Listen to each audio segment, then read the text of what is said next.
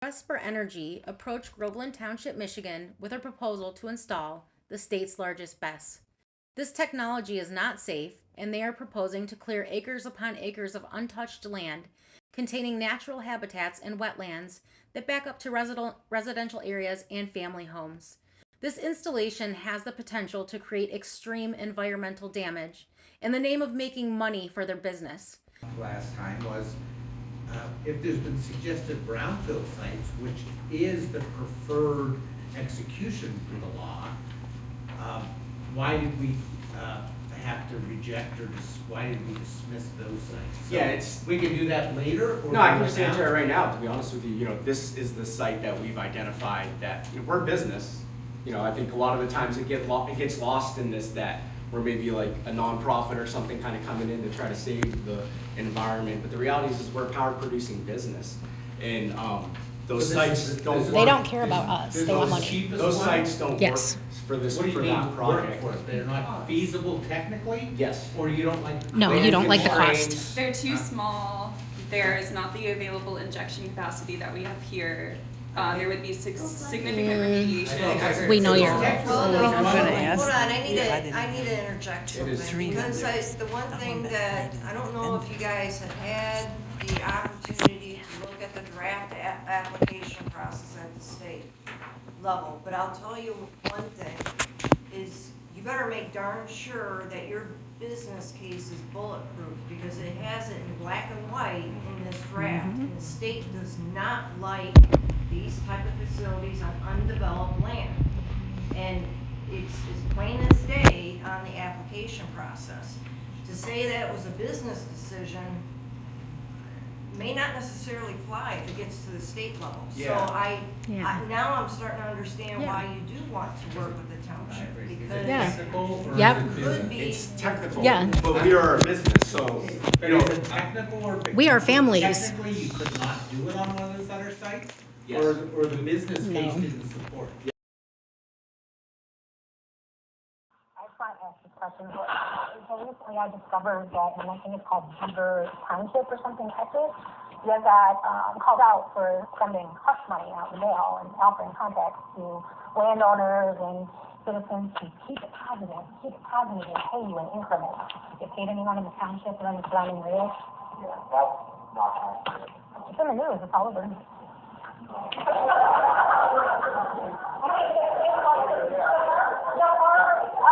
No, the farmers publish what you sent them. I've seen the documents, so they show the physical documents. We're gonna secret projects and things like that. These are called your neighbor agreements.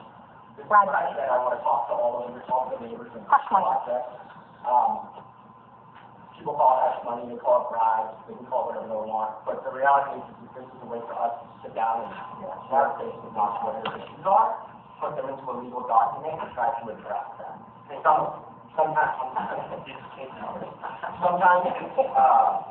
it's money, sometimes it's screening, sometimes it's setbacks. I've had good neighbor agreements where people just want us to come out, watch.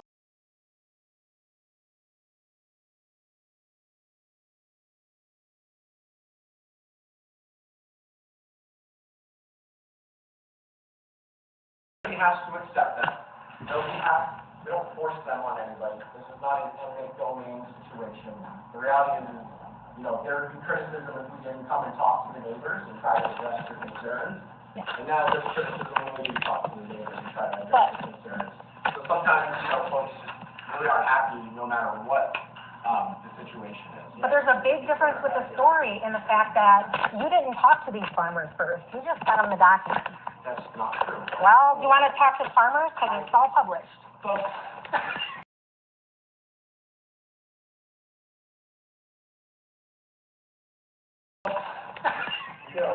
I'm not here to argue or anything. The fact of the matter is, my name's spelled wrong 3 times in that article that she's referencing, by the way. So I just want to point that out. Multiple articles. We work to try to address it. Do we give folks some money if that's something that they're worried about the value of their home, or maybe they need to build something now because, originally they were going to build a deck here, but now it's facing there. Now they have to move the deck over here, so we compensate them for things like that. like that. We try to work the best way that we can. So I'm saying, what about homeowners insurance, will it go up? So that's actually.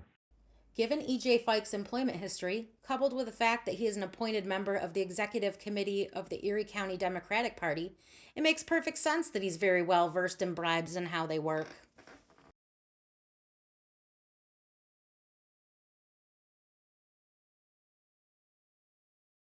Essentially, if a township, is opposed to us, we do have that option of applying through the state.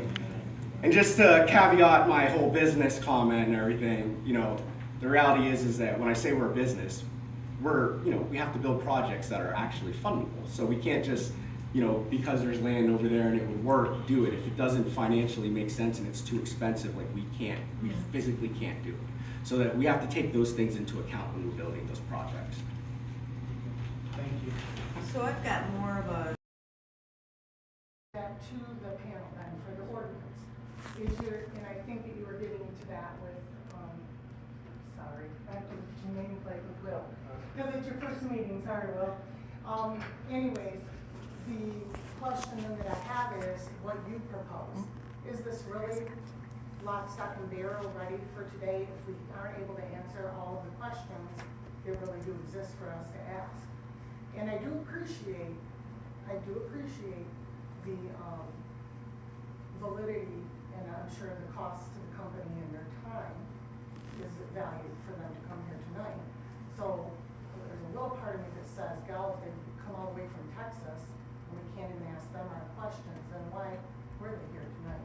If we're just gonna focus only on the ordinance as it is, as is. Well, that's a tough question to answer, and I understand.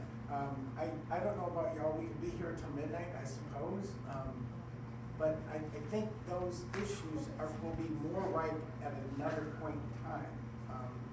Just trying to focus on what's on tonight's agenda, and it's the lineup. Okay, sir, you in the back? Right, so proposed ordinance, it doesn't go through, what's our process? What's the steps we take if this doesn't go through? Because I see a ton of advocacy for the proposal to move forward, but there's no advocacy for the alternative. So if this does move to the state level, what do we have as citizens, right, to do in this process? We're shut down our approach by the state. And how do we fight that? we can't. Why not? It's the law. How can't we? Yeah, everything's It's the doable. law. And what are we talking about changing here? Ordinances, right? Proposed ordinances. There have been changes and precedences in the law. So things do change. Oh, you're a state representative. Yes. So why is there not advocacy for that advocacy? There was a as well? petition. No. That wasn't my question. Why is there not advocacy here for that alternative? You're providing advocacy to the primaries, to this ordinance, correct? If this ordinance moves forward, when this ordinance moves forward, your hands are tied, you can't do anything. That's an incorrect statement. My hands are tied. Their hands are tied. We can Your reduce hands it, are tied. it'll just be in the hands of the state. Yes, And they're gonna right? jam it down your throat. And who elects those officials at the state level? All of us. And who do they work for? All of us. All of us. So you're telling me we don't have any sort of ability to affect change? It's an election This is year. the rhetoric I'm talking about, right? We want to talk about ordinances. It's not about election. It's not about election. And let's be clear, they're not gonna, and I know that Bob and I disagree on this. Based on the application process the state's put together, assuming it goes through as it stands, the state's done a very good job in I'm actually impressed, and I was one of the ones that was the pessimist thinking, oh, the state's gonna just let everybody in, right? And I was impressed with the application process he put together in terms of the requirements and what was necessary for them to properly vet, including putting together a technical committee. So a committee of subject matter experts.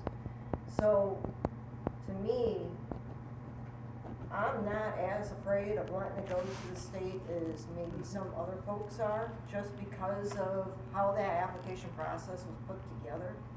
Maybe that's why I push back a little bit on the ordinance a bit, because I don't wanna rush things.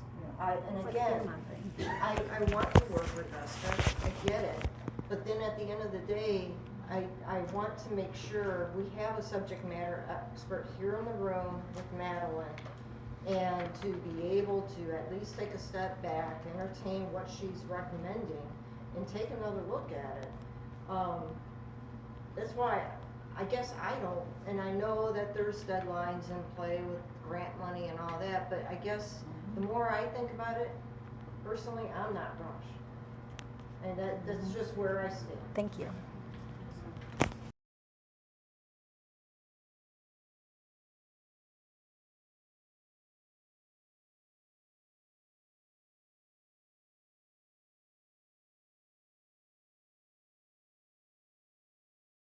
Hi, my name is Christine, and I made this video to bring awareness to what's going on and what's really going on in the world of green energy.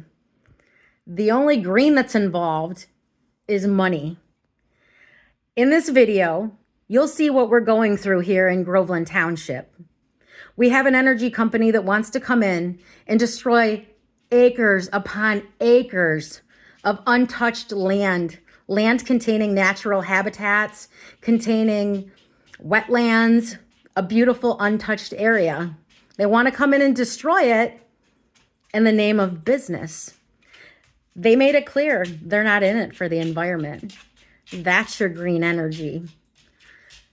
To further emphasize what we're dealing with here in Groveland Township, we have a township supervisor who is pushing this down our throats. We've made it clear in many meetings that we're aware that the township has the choice to deny the permit that they're asking for, and that they would be required to go to the state to prove that they really need to destroy this natural area in the name of green energy. But yet again, Bob's pushing it. He's pushing for this document to be signed before attorneys even read it. This is ludicrous. It makes no sense. We need help. We need people to stand up.